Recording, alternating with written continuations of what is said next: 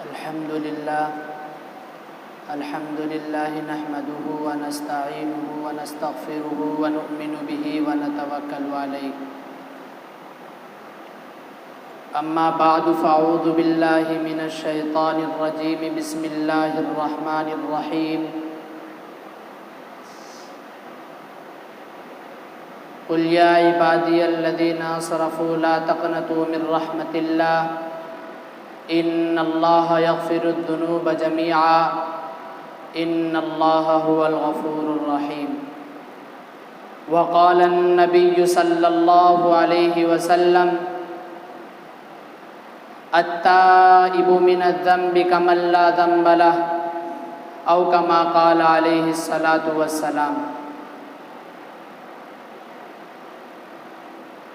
محترم حاضرین جمعہ، اللہ تبارک و تعالی نے انسانوں کو پیدا کیا.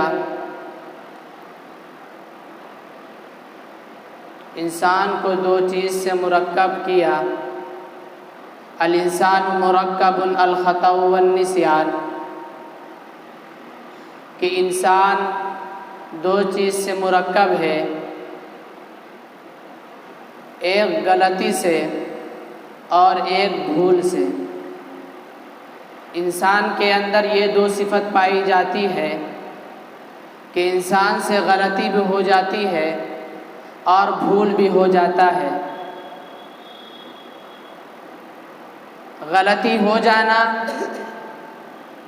یہ بڑی بات نہیں، اس غلطی پر اصرار کرنا اور اس پر جمے رہنا یہ بڑی غلطی ہے. انسان سے گناہ ہو جاتا ہے، یہ گناہ پر جمے رہنا یہ بڑی غلطی ہے. گناہ کا ہو جانا یہ بڑی غلطی نہیں ہے. گناہ کر کے یہ سمجھنا کہ ہماری معافی نہیں ہوگی یہ بڑی غلطی ہے. قرآن پاک میں اللہ تبارک و تعالی نے اعلان کر دیا کہ اے میرے بندے، اگر تم چاہتے ہو کہ معاف ہو جائے، تم چاہتے ہو کہ تمہاری غلطی معاف کر دی جائے، تو تم توبہ کر لو. توبہ کرو گے اللہ گناہ کو معاف فرما دے گا. مایوسی یہ کفر ہے. گناہ ہو جائے ندامت کر کے اللہ سے معافی مانگ لینا، اللہ معاف فرما دے گا. اسی کے قرآن پاک میں ہمارے اور آپ کے آقا کی زبانی اللہ نے بیان فرمایا قل یا عبادی الذین اسرفوا لا تقنطوا من رحمت اللہ ان اللہ یغفر الذنوب جميعا ان اللہ هو الغفور الرحیم. اے پیارے نبی، اے میرے محبوب، آپ علی الاعلان اس بات کو کہہ دیجئے کہ بندہ سے گناہ ہو جائے تو یہ مایوس نہ ہو، یہ بندہ اللہ سے خوف کھا کر، اللہ سے ڈر کر، اللہ سے توبہ کر لے. ان اللہ یغفر الذنوب جميعا، تو اللہ تمام گناہ کو معاف فرما دے گا. انہ هو الغفور الرحیم. اللہ تبارک و تعالی ساتھ ساتھ اپنی صفت بھی بیان کر دیا کہ صرف میں جبار ہی نہیں ہوں، صرف میں قہار ہی نہیں ہوں، بلکہ میرے اندر غفاریت کی بھی صفت پائی جاتی ہے، میرے اندر معاف کرنے کی بھی صفت پائی جاتی ہے. صرف بندہ یہ کرے کہ آئے میرے سامنے جھکے، اپنے سر تسلیم کو خم کر دے، اس کے بعد دیکھے کہ میں کس طرح تمہارے گناہوں کو معاف کر دیتا ہوں. اگر تمہارے گناہ سمندر کے جھاگ سے بھی زیادہ ہو اور تمہارے گناہ سمندر سے بھی بڑھ جائے تو اللہ کی رحمت سمندر سے بھی بڑھی ہوئی ہے. اللہ کے نبی نے جناب محمد الرسول اللہ صلی اللہ علیہ وسلم نے اللہ کی رحمت کو بیان کیا ان رحمتی وسعت، اللہ کی رحمت وسیع ہے. فی غضبی، اللہ تبارک و تعالی کا جو غصہ ہے، غضب ہے، اس سے بڑا ہوا ہے. اللہ نے اپنے لیے ایک قانون مقرر کیا ہے، اپنے لیے ایک اصول مقرر کیا ہے کہ بندہ گناہ کرے تب بھی مایوس نہ ہو اور میری رحمت پر نظر رکھے۔ میری رحمت کیا ہے؟ ان رحمتی، میری رحمت یہ ہے کہ سبقت بڑھ چکی ہے، آگے بڑھ نکلی ہے، کس سے؟ فی غضبی، میرے غصے سے اور میرے غضب سے۔ اللہ تبارک و تعالیٰ نے اپنے بندوں کے لیے آسانی سے آسان تر یہ کرتا گیا ہے کہ گناہ کر کے مایوس نہ ہو، گناہ کر کے یہ غم نہ کھانا کہ میرے گناہ معاف نہیں ہوگا اور مجھے معافی نہیں ملے گی، بلکہ اللہ نے بندوں کے لیے معافی کا دروازہ کھول رکھا ہے اور اس وقت تک وہ کھول رکھا ہے جب تک کہ بندہ کے موت کا وقت قریب نہ آ جائے، یعنی غرغرہ کے وقت نہ آ جائے، تب تک اللہ تبارک و تعالیٰ بندہ کے گناہ کو معاف کرتا چلا جاتا ہے، بشرطے کہ بندہ گناہ کے معافی مانگے۔ اللہ کی رحمت اللہ کے غضب پر بڑا ہوا ہے۔ بنی اسرائیل کا واقعہ ہمارے اور آپ کے آقا نامدار نے بتایا ہے اور اس بات کو بتا کر یہ سمجھایا ہے کہ بندہ اگر تم سے گناہ ہو جائے تو گھبرانا نہیں۔ بنی اسرائیل کا واقعہ بیان کرتے ہیں ہمارے اور آپ کے آقا نامدار تاجدار مدینہ نے بیان کیا کہ بنی اسرائیل میں ایک شخص تھا جس کا نام کفل تھا، وہ بڑا گناہ گار تھا۔ اللہ تبارک و تعالیٰ نے اسے دولت سے نوازا تھا، مالدار تھا، بہت مال اللہ نے دیا تھا، لیکن اس کی دولت دوسری جگہ غلط جگہ استعمال ہوا کرتی تھی اور اس کا مال غلط جگہ استعمال ہوا کرتا تھا، فحاشی میں، گنڈا گردی میں اور دوسری چیزوں میں اپنا مال کو خرچ کیا کرتا تھا۔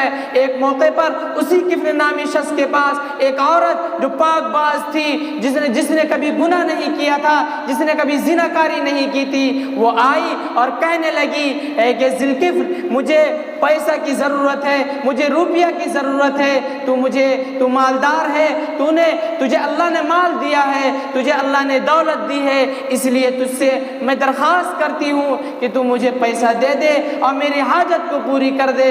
یہ ذوالکفل، یہ کفل نامی جو آدمی تھا، یہ آدمی بڑا خبیث آدمی اس وقت تھا، اللہ نے اسے مال دیا تو غلط جگہ استعمال کرتا تھا۔ اس نے کہا ایک شرط پر تجھے دوں گا، وہ شرط یہ ہے کہ تجھے میرے ساتھ منہ کالا کرنا پڑے گا،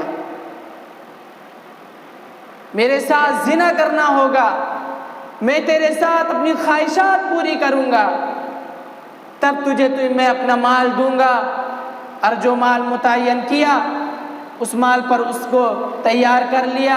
وہ بیچاری ضرورت مند تھی، اس کو حاجت تھی، اس کو ضرورت تھی، اس لیے اسے تیار ہو گئی اور تیار ہو کر جب وقت آیا تو وقت آنے کے بعد اس کے پاس پہنچ گئی۔ وقت آنے کے بعد جب اس کے پاس پہنچتی ہے، جو کفل آدمی نامی تھا وہ آدمی سامنے آتا ہے اور اس سے منہ کالا کرنے کھوجتا ہے اور اپنی خواہشات کو پوری کرنے کوشش کرتا ہے، تو وہ عورت تھر تھرانے لگتی ہے، لرزہ طاری ہو جاتا ہے۔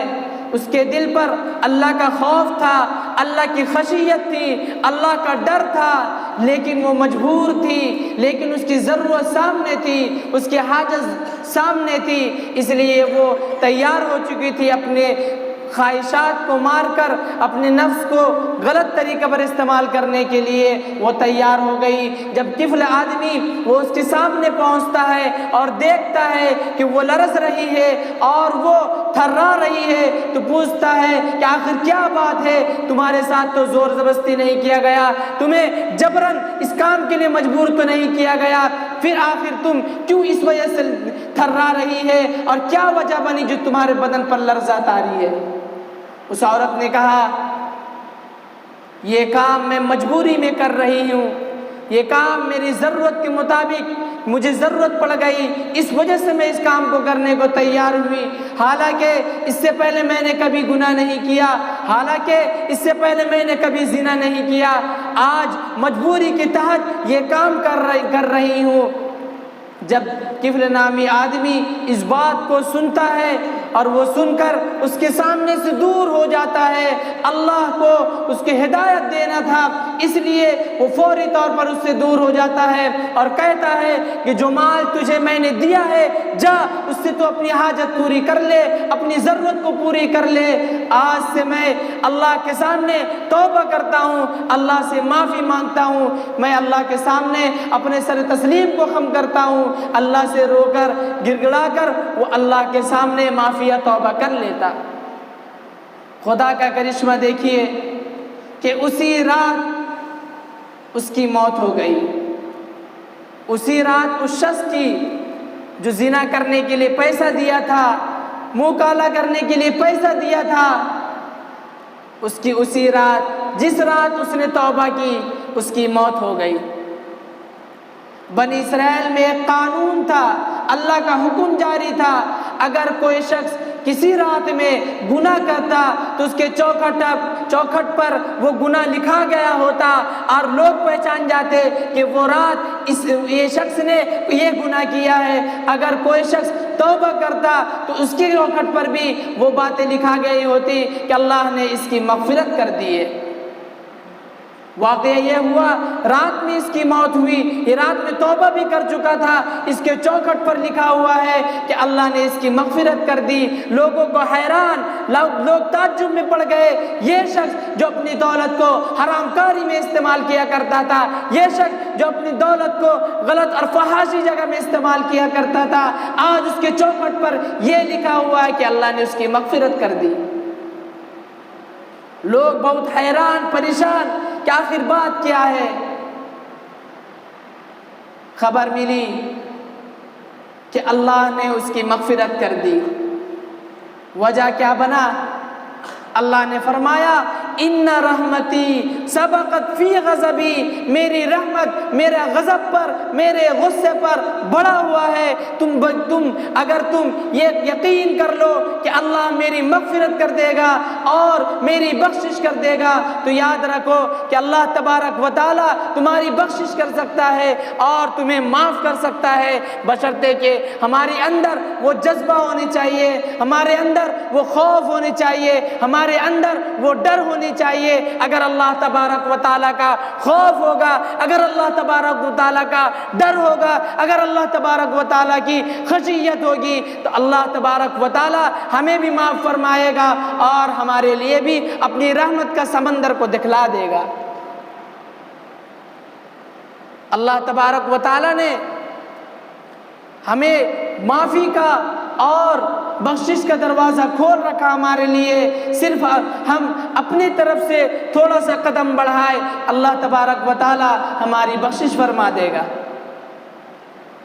اللہ کے نبی جناب محمد الرسول اللہ صلی اللہ علیہ وسلم نے ہمیں مژدہ سنایا ہے، خوشخبری سنائی ہے کہ یاد رکھو اگر تم اللہ کے سامنے معافی مانگ لو گے، اگر تم اللہ کے سامنے بخشش مانگ لو گے، اگر تم اللہ کے سامنے اپنی گناہوں کو اظہار کر کے اور گناہ کو بتا کر اپنے لیے معافی مانگ لو گے تو اللہ تبارک و تعالیٰ تمہارے گناہ کو ایسا معاف کر دے گا، ایسا معاف کر دے گا گویا کہ تم آج ماں کے پیٹ سے پیدا ہوئے ہو۔ جیسے کہ ایک بچہ ماں کے پیٹ سے اگر آج پیدا ہوتا ہے تو وہ ایسا صاف ستھرا ہوتا ہے، گناہوں سے ایسا پاک ہوتا ہے، گویا کہ اللہ تبارک و تعالیٰ اس کو ایسا بندے کو ایسا پاک کر دے گا کہ وہ بچہ کے مانند رہے گا۔ اللہ کے نبی جناب محمد الرسول اللہ صلی اللہ علیہ وسلم نے فرمایا التائب من الذنب کمن لا ذنب لہ، گناہگار شخص توبہ کرنے والا اگر توبہ کر لے، توبہ کرنے والا شخص ایسا ہے کہ اگر وہ توبہ کر لیتا ہے تو اس کو گناہ کو اللہ تبارک و تعالی اس کے گناہوں کو معاف فرما دیتے ہیں۔ اگر اس کے لیے دوزخ کا فیصلہ ہو گیا ہوتا ہے اور اس کی دوزخ کے فہرست میں اس کا نام لکھ لیا ہوتا ہے تب بھی اللہ تبارک و تعالی دوزخ کے فہرست سے نام ہٹا کر اس کے جنت کے فہرست میں نام لکھ دیتے ہیں۔ یہ ہے اللہ کی رحمت جو اللہ کے غضب پر اور اللہ کے غصہ پر بڑا ہوا ہے۔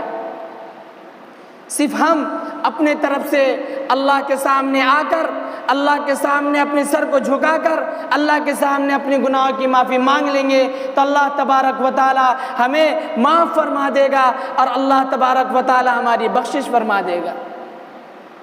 اللہ نے دنیا کے نظام بنایا ہے اور اعلان بھی کر دیا ہے کہ بندے گناہ تو ہونا ہے۔ اللہ کے نبی جناب محمد الرسول اللہ صلی اللہ علیہ وسلم نے فرمایا کل بنی آدم خطاؤن وخیر الخطائین التوابون، کہ لوگ انسان گناہ گار ہے، گناہ کرتے ہیں، لیکن بہترین گناہ گار اور بہترین گناہ کرنے والا وہ شخص ہے جو اللہ کے سامنے توبہ کر لے، اللہ کے سامنے اپنی معافی مانگ لے، یہ بہترین انسان ہے۔ بہترین انسان یہ نہیں کہ وہ اس کے پاس مال ہو، بہترین انسان یہ نہیں اس کے پاس مال و دولت ہو، بہترین انسان نہیں کہ اس کے پاس بلڈنگ ہو، بہترین انسان وہ نہیں کہ اس کے پاس گاڑیاں ہوں۔ بہترین انسان تو اللہ کے نبی جناب محمد الرسول اللہ صلی اللہ علیہ وسلم نے بہترین انسان اس کو قرار دے رہے ہیں کہ گناہ بھی ہو جائے کوئی بات نہیں، گناہ کر لے کوئی بات نہیں، بات اصل یہ ہے کہ گناہ کی معافی اللہ سے مانگ لے۔